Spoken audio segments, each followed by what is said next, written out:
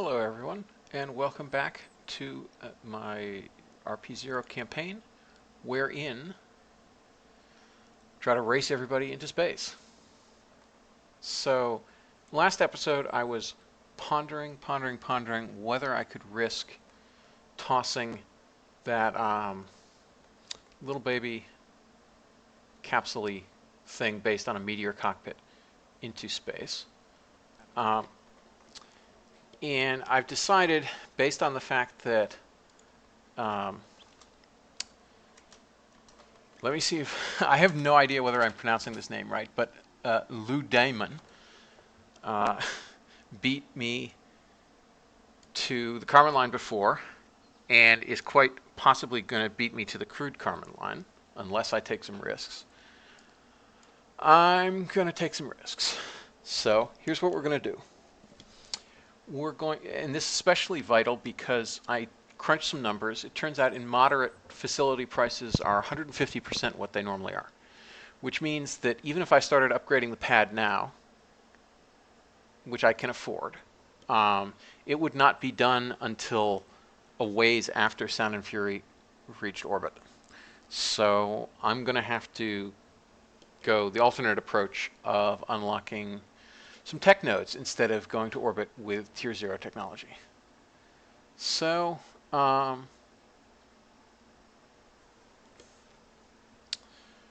right. Step one, let's buy a bunch of upgrades. And I'm also going to, we have no contract, so I'm going to commit to this to give us lots of money. I'm going to commit to this because we need to test our rocket before we put someone in it. And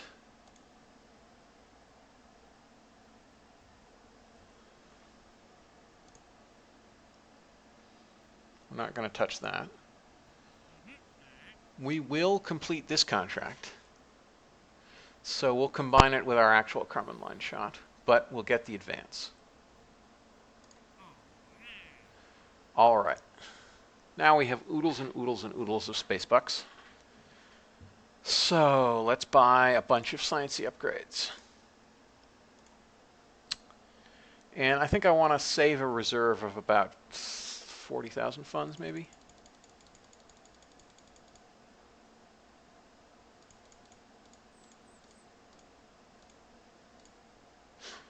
Let's do that. All right. Now, we're going to be churning out science like mad. Now let's see how long our techs will take. Yeah, we're going to hit orbit very, very, very soon. We want avionics here. Yeah, so hopefully this is not the same approach that Sound and Fury took, because that would be boring. But basically, I'm going to stick with the fairly reliable, by the fact that we've shot a bunch of them, A4 engine for my orbital shot. So meanwhile, let's go back here. Let's rename this to High Jump 2, because High Jump 1 was the sound barrier breaking thing, and let's duplicate it.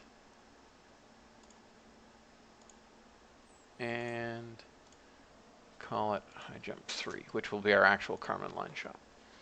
And we need to rush it some, because it's dirt cheap. And that will take down our time to finish building it. Let's hope that neither of these fails. So, yeah. Let's warp to this.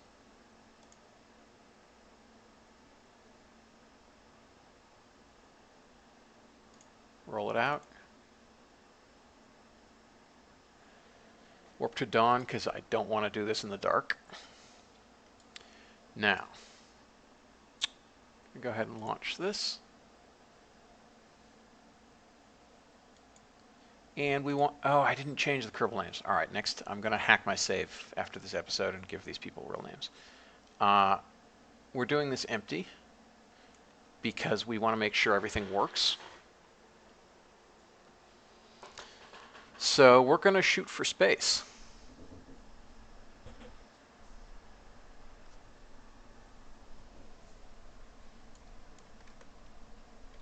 Throttle up, SAS to on. So we're going to have to put our parachute here so it activates at the same time as staging, because we don't actually have control in the reentry vehicle. We just have control in the V2, or the A4, or whatever this is, with its guidance unit. Good thing I put a guidance unit in. So let's go.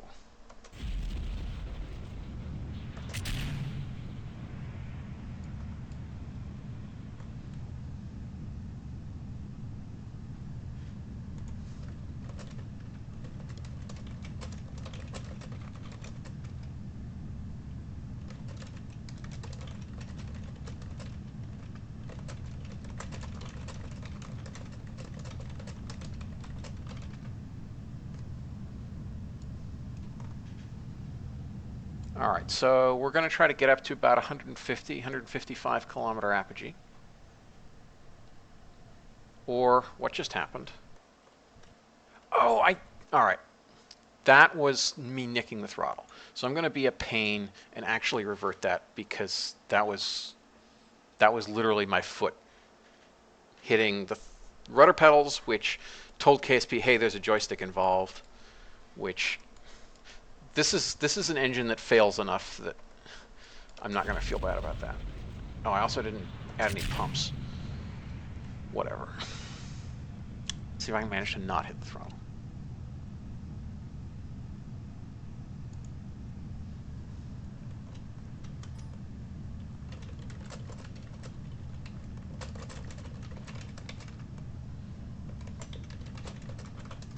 Our Spark EC is telling me how to fix the issue with the Kerbals. Not. Oh, we forgot to fix staging in this launch. Oops. There. Let's do that thing.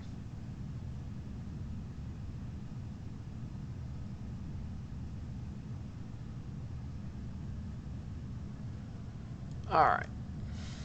20 seconds to burnout. Although we're going to cut it off a little bit before burnout, because I only want 155 kilometers.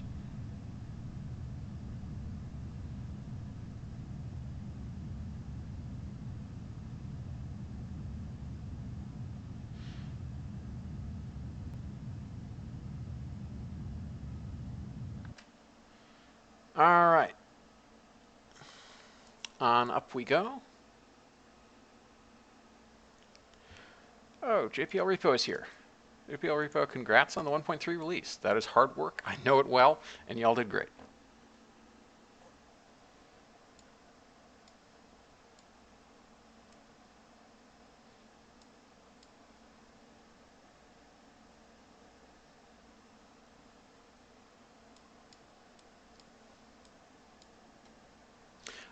The reason why I feel comfortable in attempting this is I fixed the issue with the module fuel tanks on these things, so they actually have resources now.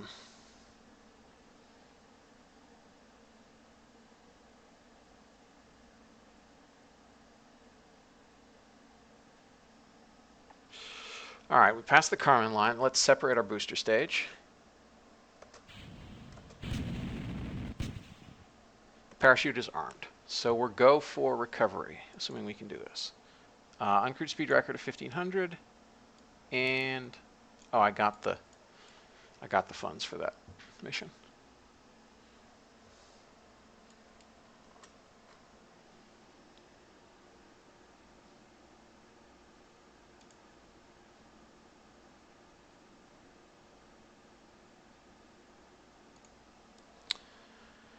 So let's cross our fingers that this works and that it doesn't heat up too much. If it does, we'll just go ahead and scrap the second one and redo it with the X1 cockpit, which we'll get in just a sec, because we just did all that stuff with science. That's interesting pixelation there. I assume that's clouds, or maybe it's scatter. I don't know. Whatever. Almost at apogee. We obviously can't do a darn thing here because we have no control over this vessel.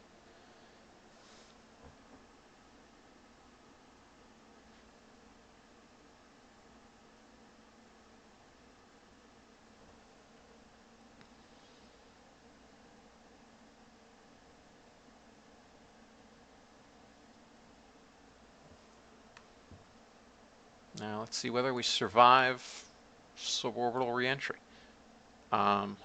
If the G load is sane, if we survive it okay, then we're going to go ahead and put a Kerbal into space, human into space.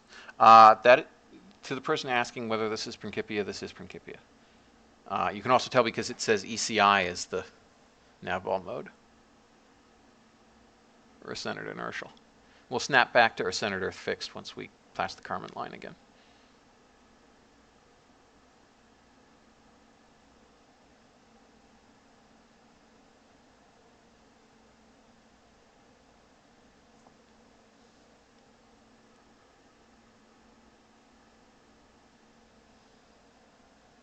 This may take some time. Cross your fingers, everybody. I really hope this works. So otherwise, I mean, I have a fallback, but I kind of don't want to deal with researching the X1 cockpit and then proofing that again. We probably could just barely do it because I have so much in the way of excess funds. I could sink some build points in or rush build things, which is actually a cheaper use of funds. Yeah, that's me.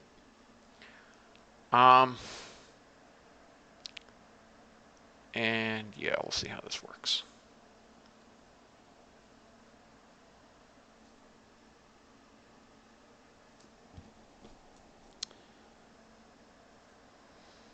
This thing looks so hilariously stubby. Hopefully the stubbiness is going to pay off on reentry. Because man, if that had a hard chine, we'd be so screwed. Because we would orient downwards, the tip would start to burn, and all sorts of fun stuff. But hopefully this is a blunt enough nose that we'll be okay.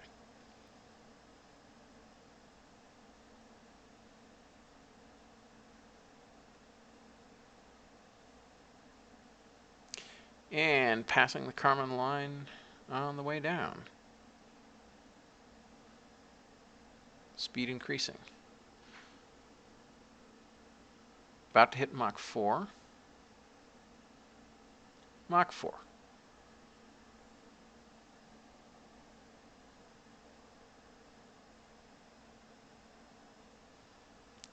Remember, there's no one aboard, so even if this burns up, we're okay. But I really hope it doesn't burn up.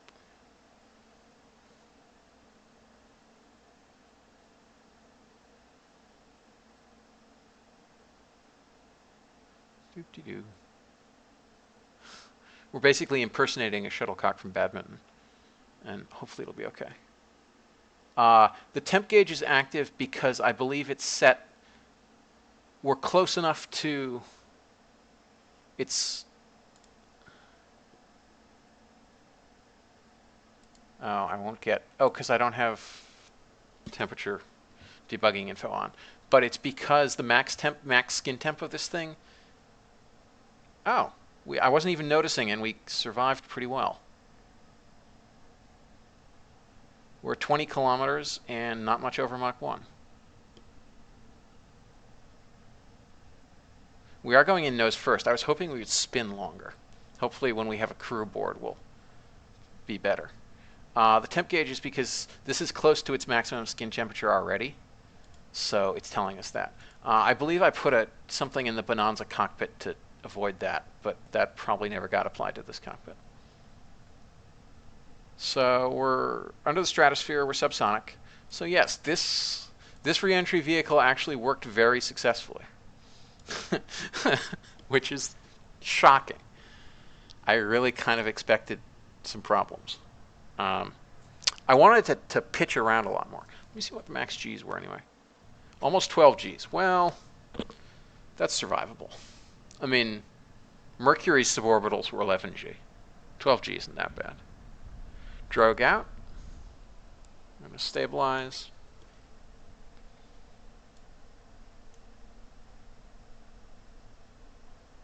Probably should have done a water landing. But whatever.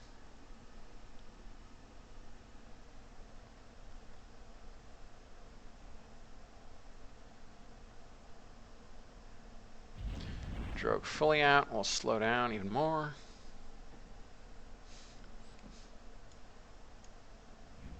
And the main's out and deploying.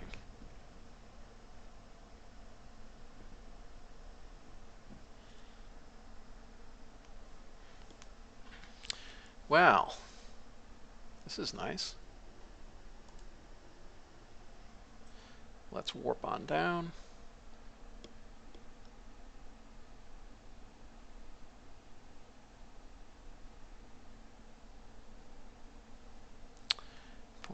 .8 kilometers, 1,700 meters true, 1,600 meters, 1,500 meters. It's going to take a while.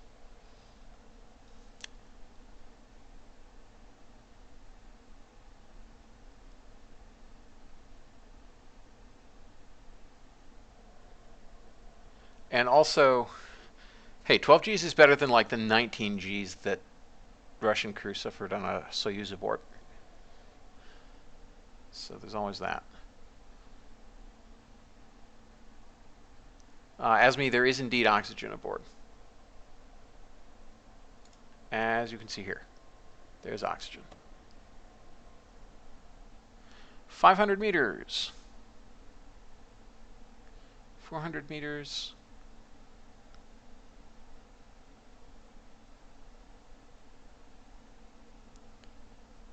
200 meters. Slow down to minimum warp.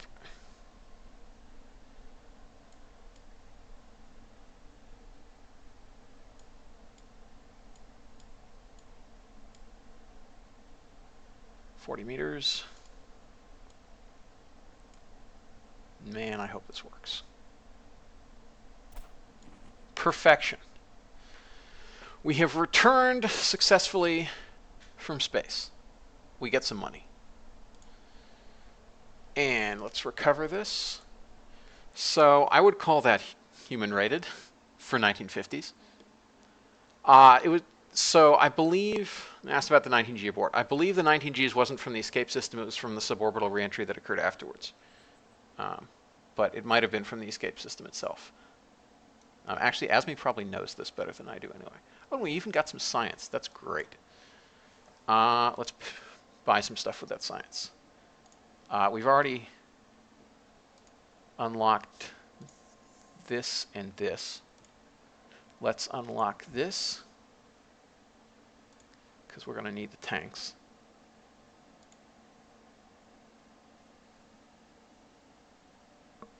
And we know we're going to want some decent avionics pretty soon.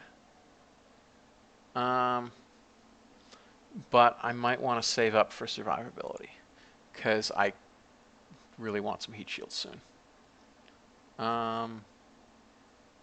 It's literally just heat shields. But it also unlocks life support tanks, which are important. Can't afford that. We could afford this. That's intriguing. That would give us some actual decent rocket engines. Why are they all non-RP-0? That's weird. I probably have the wrong version of that pack installed or something. Asme says the LES had 12G for 5 seconds. So I'm guessing the 19Gs was the reentry then?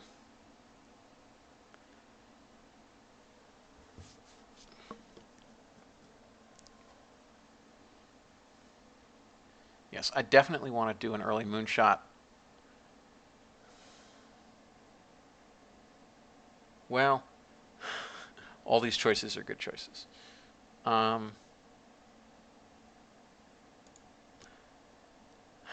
Probably want non-crummy avionics first, actually. Oh, it's that I had hoped that issue would be fixed by now. But it seems not to be.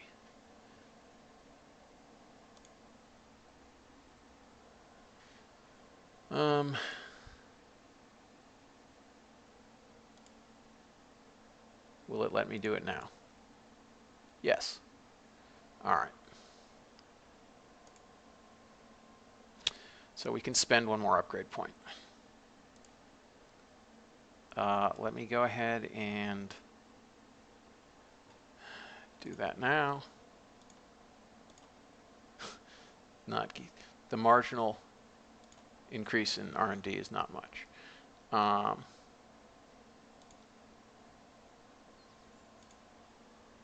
So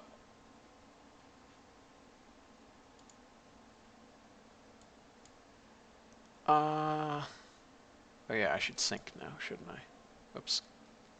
Let's click it a few more times. There we are. Sync. Okay.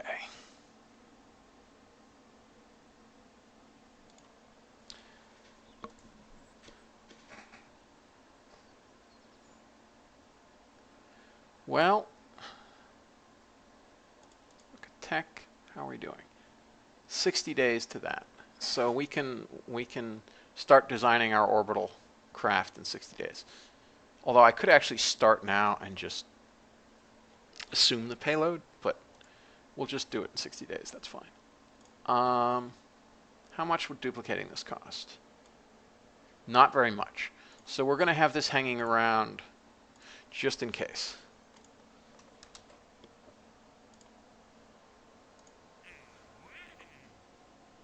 Past the Carmen line, crude. All right. That gives us a lot of money. Who doggy? All right.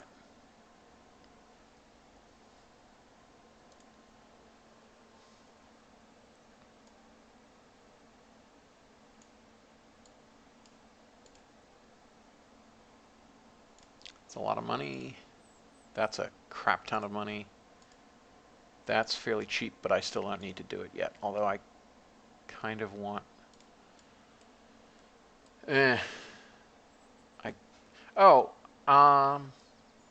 this isn't really relevant until lunar stuff. Same there. So yeah. So we want the pad first, that's for sure.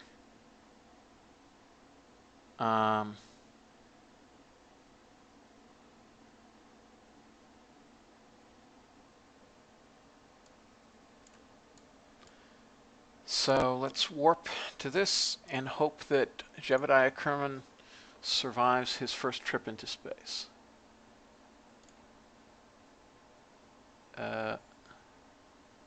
Warp to.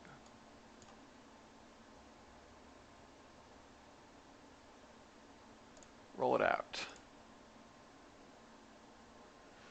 All right. Cross your fingers, everybody. Jebediah is going to space.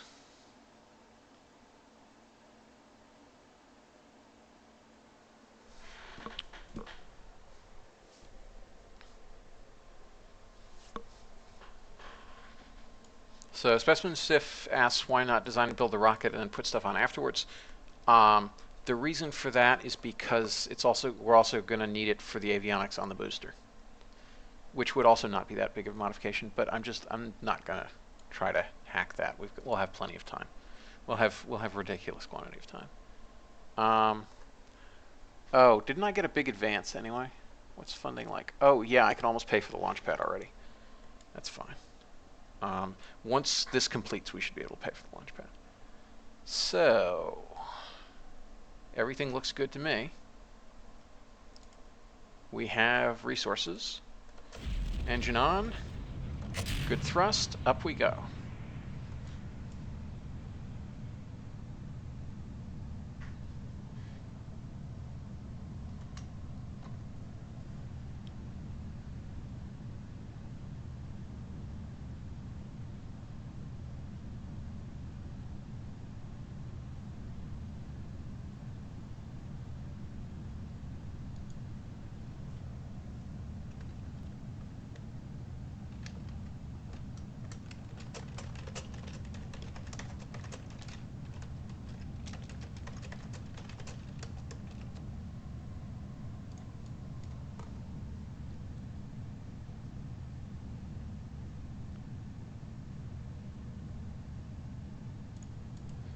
Okay.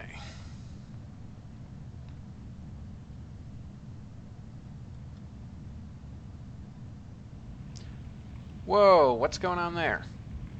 What did we do differently this time? We did literally nothing differently this time. Why did it do that to me? All right, 158 kilometers. That was super weird. That was super weird. Why did they start burning this time and not last time?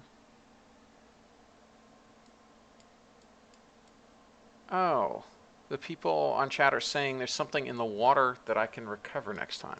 I'll have to look at that. Oh yeah, right, crew report. Upper atmosphere. Over Earth's shores. All right, let's separate. Arm the parachute in case something happens. We've passed the Kármán line. Crude altitude record of 100 kilometers. 90 kilometers, 80 kilometers, 70 kilometers, 60, 50, 40, 1500, 30, 1200, 25, 900, 20, 15, 600. All right. We won't actually get credit for the Kármán line passage until we recover the craft.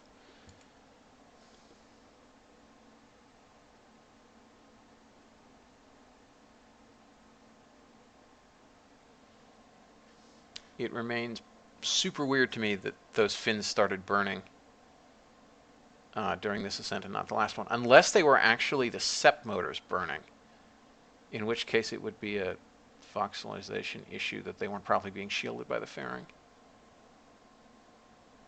We're in space. We transmit it for mucho science. Except we can't, because we don't have an antenna. That's interesting.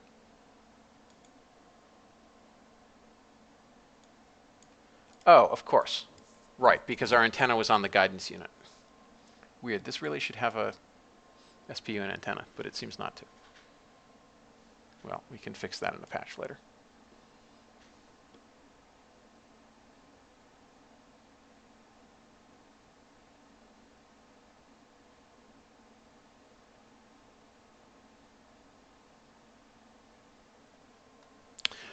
All right, let's see if I can quote-unquote fly this reentry.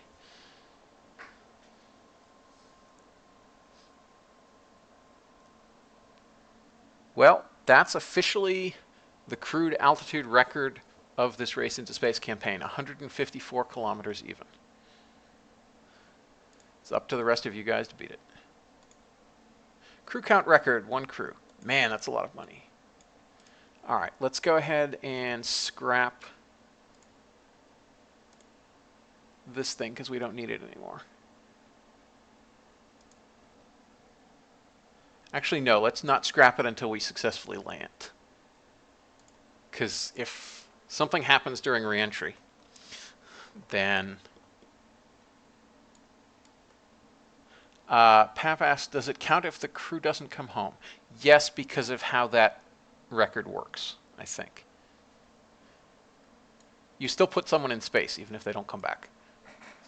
You don't get credit for the milestone unless you successfully land. But the crew count record, I think because we don't respect vessel at all in that case.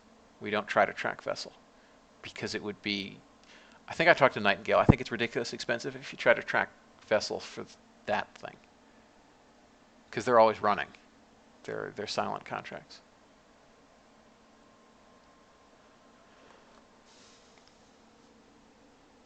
$120 kilometers.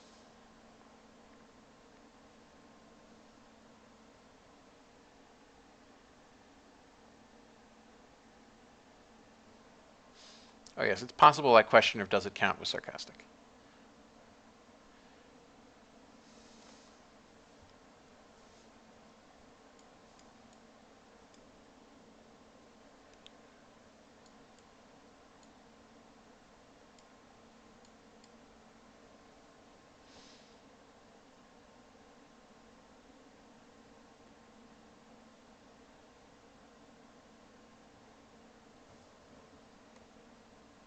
Well, now we're starting to tip. .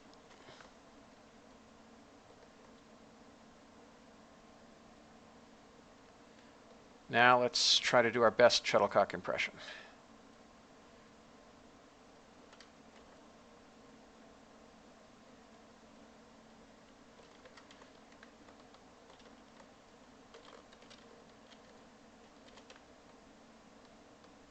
Spin stabilize right there.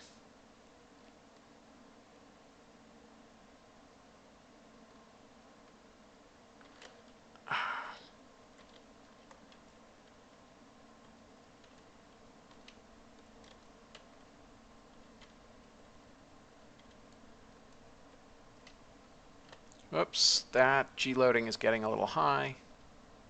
Come on. Let's stay. There we are. That's much better than the last one. Yes, we went subsonic over 20 kilometers. So now let's try to undo our roll. Come on.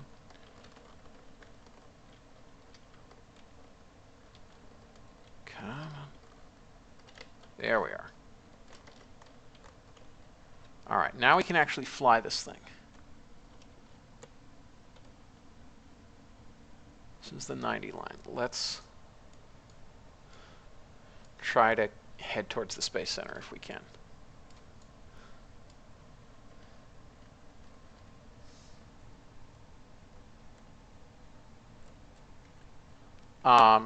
So Pap asks, did I use the fins on the bottom to turn it enough to make sure one part doesn't heat enough? Yes, but the more important thing was to have a higher wetted surface area for drag, because nose first would end badly for obvious reasons. Our Sparky C says I should land on the runway. That's kind of my plan, but I don't think it's going to work. But we'll see what we can do. This is really sort of whoops. Locked. There we are. Let's try to turn on fine controls also. We're landing on the... We're going to try to land on the runway, because why not, right?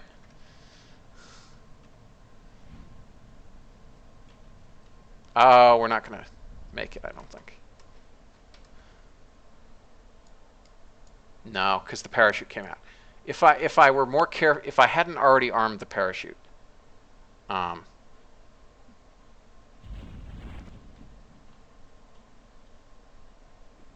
if I hadn't already armed the parachute, I probably could have flown it to just above the runway. And here we are. Inside the cockpit. Man, that's actually a pretty good cockpit. That's pretty cool. I like this cockpit.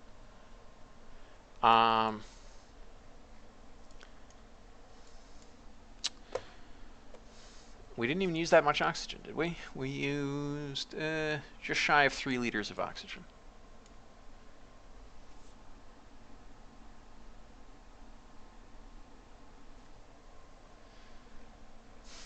Given how much is on the line, oh, that's pretty. Man, that's pretty. Given how much is on the line, I'm not going to be too sad about the parachute opening that early, because it's making sure that it opened early enough for all of us to leave. But yeah.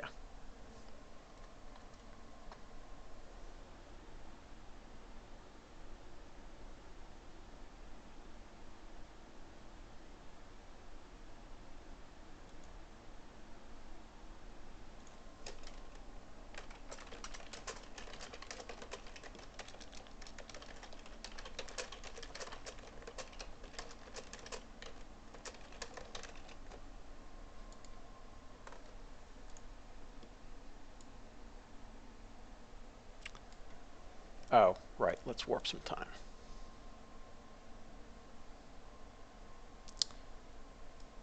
I am told there is debris out in the water, but I cannot see it from here.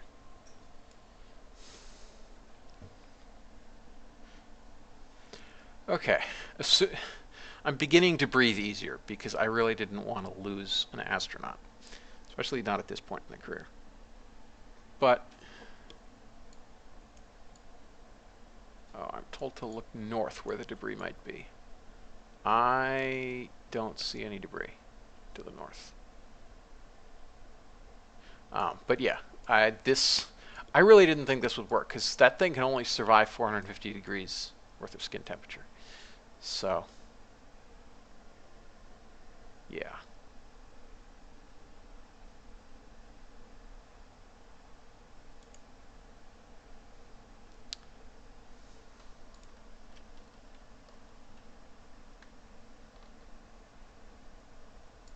Yeah, we're still rotating, which is not the best. But nothing going to slow our roll. 20 meters. Touchdown. Jebediah Kerman returns from space. We completed X-Planes High, and we completed past the Kerman line crewed. And we got a lot of reputation for it. And we're going to get some science when we recover this vessel. All right. That is excellent. That is truly excellent. Whew. I can breathe again. Yeah, we got some serious science. We actually got enough to unlock another node. And boy, did we get a lot of money from that one. Let's upgrade the pad. We're going to need that very soon. Oh, I have to recover. And where is this? Ah, there's this debris.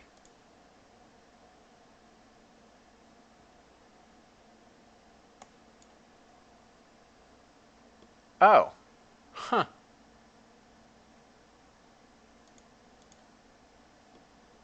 The interstage fairing and guidance unit survived reentry. That's okay. That was interesting. All right, I don't see any further debris, but that was great. Let's go ahead and synchronize.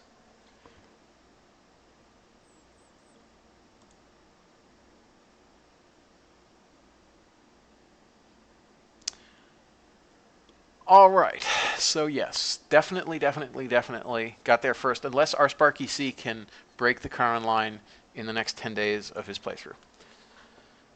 Okay, now, sorry, let's go back and upgrade the pad again. I know that's where I want to spend my cash early.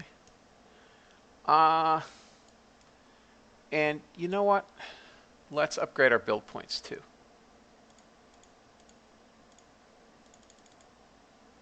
One BP a second. That should be fine. How are we doing on tech? Early avionics we get in 47 days. Let's scrap this. We certainly don't need it anymore. That completes in 323 days. Yeah, it's going to be a while. All right. So what other contracts can we do meanwhile? I really don't want to test my luck. No way we're getting to a... So, that is a contract I could take if I wanted to, because we've unlocked supersonic flight, which means I get access to the X1 cockpit and supersonic wings. They survive suborbital reentries because you can actually fly the reentry. But I don't really think I want to spend my time doing that. We could do this with our existing rocket, but I don't really want to anymore because it was dangerous as heck. 410 kilometers is a bit high for our sounding rockets, although we could do it as a two-stage sounding rocket with basically bumper whack. So I guess that's probably what we should do, is while we're waiting for those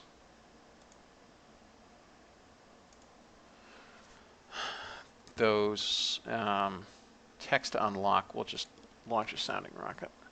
How long do we have? 68 days. And it's just as well because the engines we're going to use here are the engines we're going to use for orbit. So anything we can do to make them more reliable is also the good.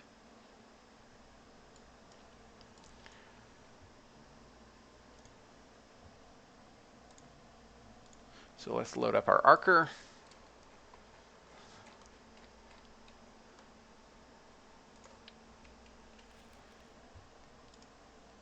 Let's make it not We can also scrape some science by shooting them in different directions. Because we haven't gotten flying low or flying high over the water yet, I don't think. Let's bring this back down to its rated burn time.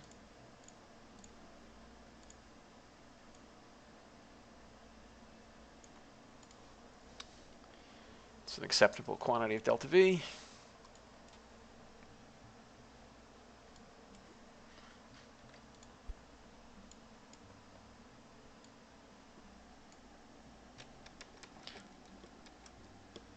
Let's spin, stabilize it a bit because it's going to be in the upper atmosphere. So it needs to bite fairly significantly for it to make any difference. That's good. Now let's merge in our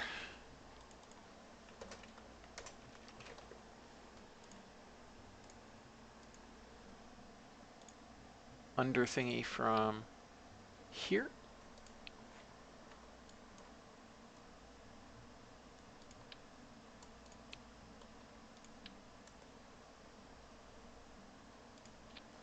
Let's get rid of that.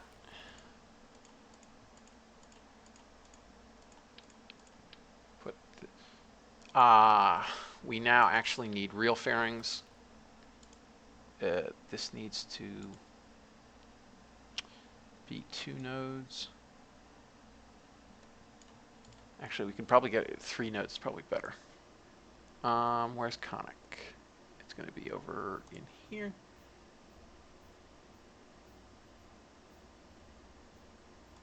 Payload fairing conic procedural.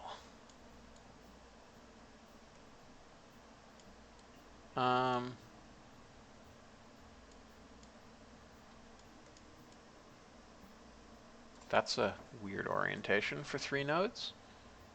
I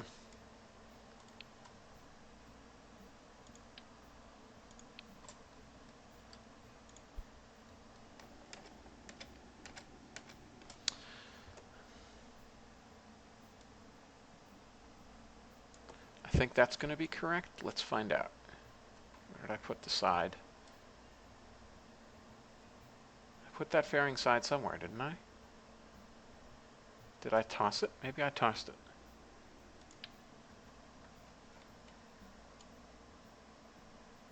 Still. Okay, so that needs to rotate one more time.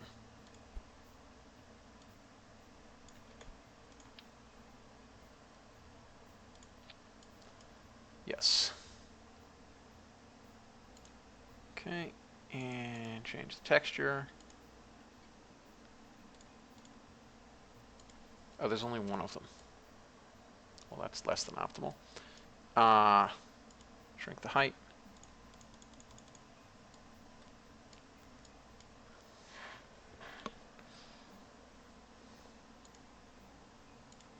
And extra height.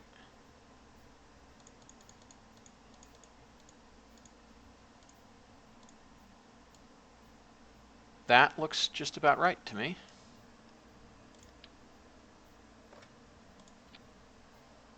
Okay. Oh, the retros are... Let's move the retros.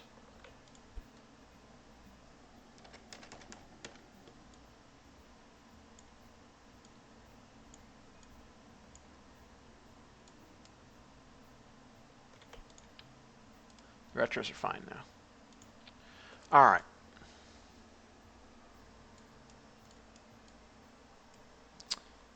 Okay. Let's return that to its normal orientation. And for sure, we don't need wings that big. I'm going to use the existing fins. Probably because they're cheaper. Where's the A4 fin? A4 fin is cheap. Is very cheap. Turn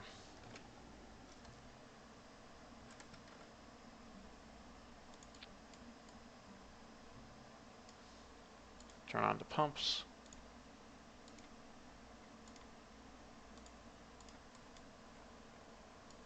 All right.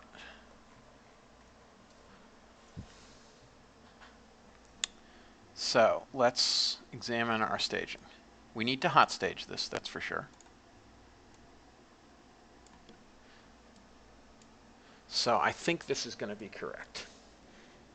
600 funds, that's expensive, but not ridiculous. That's a large fairing. I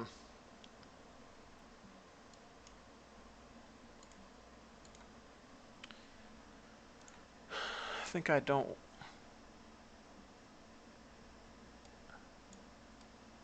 want, oh actually no, I do want full roll actuation on those because they're, no, I think I want about that much roll actuation. Alright, so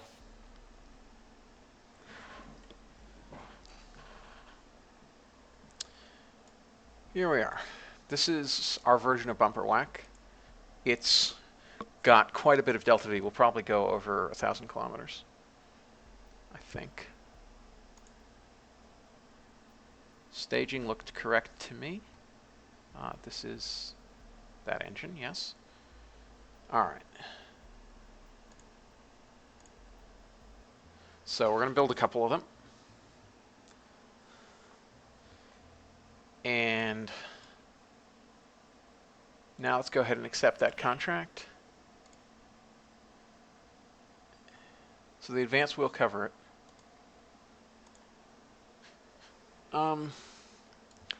I want to leave enough funding reserve for us to unlock the parts that we need to unlock and to build a few launch vehicles and rush build them.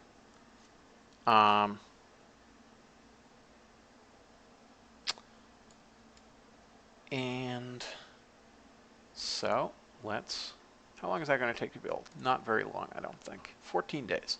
That's longer than I thought it would take. But okay.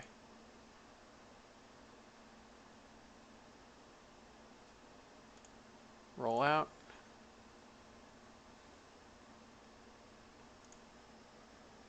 Let's see how it works. Let's see if I still remember how to do these.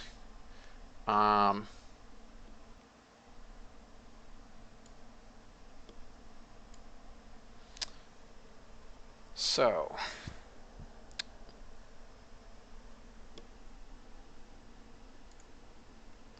SAS to on. Why is it not allowing me to? Do I not actually have? That's weird. I don't have SAS. Okay. Oh yeah. No, the original guidance unit didn't, but I guess that cockpit did. That's why it was kind of weird. So that's fine.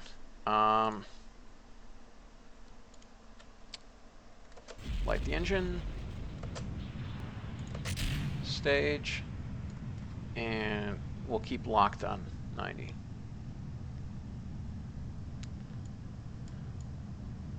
RSparkEC suggests changing over to procedural avionics. Wonder why he might suggest that. Yes, I'm actually really looking forward to do that, but I'm going to mess around with them in Sandbox first rather than trying them in this career and screwing up because I haven't actually tried them out much yet. All right, so at about 5 seconds to burnout, we need to start spinning up.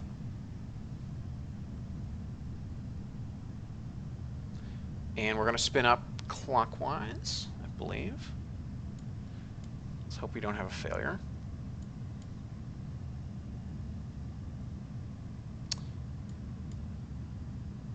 Okay, let's turn that off. Spin up a little bit. 4, 3, 2, light it, and off we go. What? Ah, okay. No, that's fine. It is still burning.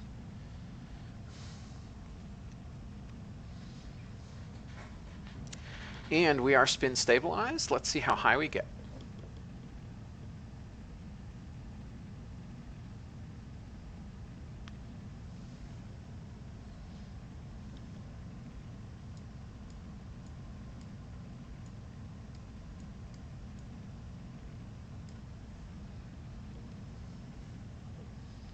Well, we're certainly going to pass our contract altitude.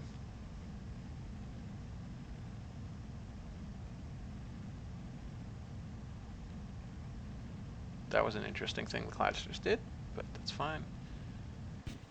All right, 1.2. Okay, we didn't even have a failure. That's amazing. That's shocking. I don't have this like disabled or something, do I? No, I don't. Of course I don't have it disabled because I had a failure in the first episode, literally the first launch I made. And it's still gaining data. So yes, TestFlight's enabled. TestFlight's definitely enabled. Okay. I've just been really, really lucky, I guess.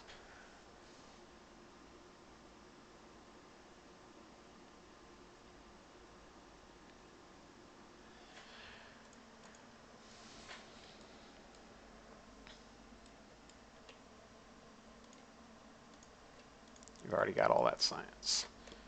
So let's write it up.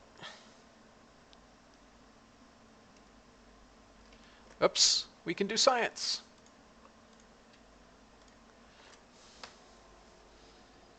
Grasslands space science.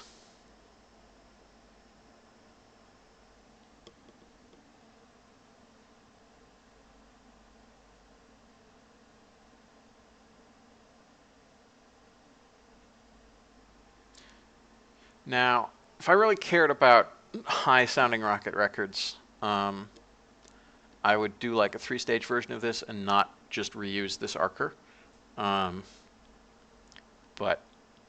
I think this will be sufficient for most of our contracts, most of our sounding rocket contracts for now. Let's just verify we transmitted everything. Oh yeah, because they fixed that bug in RemoteTech, so it actually does transmit everything. That's great.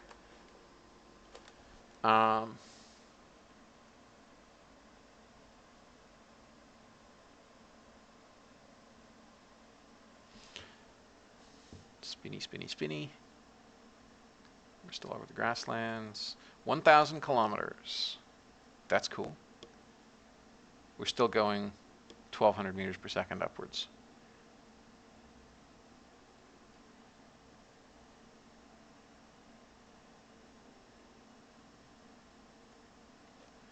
All right, we're just about to reach apogee.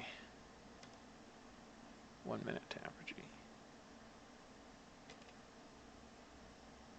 And 15 seconds to apogee. We're still on course for 1,200 kilometers. Sorry, yeah, 1,200 kilometers. And we're pretty high. And there's literally no way this is going to survive reentry. It's going to be molten slag.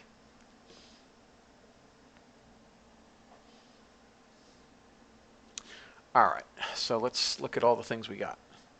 1,000 kilometer altitude record, 900 kilometer, 800, 700, 600, 500. Medium sounding rocket contract completed, 400, 300, 200, 180, 160, 3 kilometers per second, 2 kilometers per second. That was a lot of records and things. So back we go. Asmi asks, what is ECI? Earth-centered inertial. And RSpark EC already has answered.